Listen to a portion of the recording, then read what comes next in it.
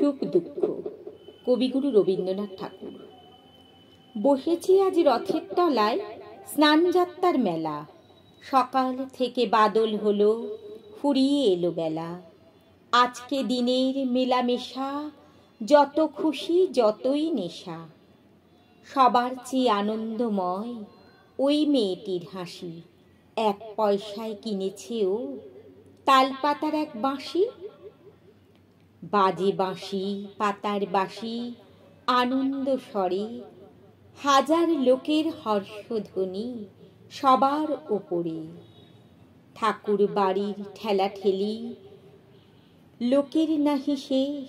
অবিশ্রান্ত বৃষ্টি ধারায় ভেসে যায় রে দেশ। আজকে দিনের দুঃখ যত, নাই রে দুঃখ উহার মতো।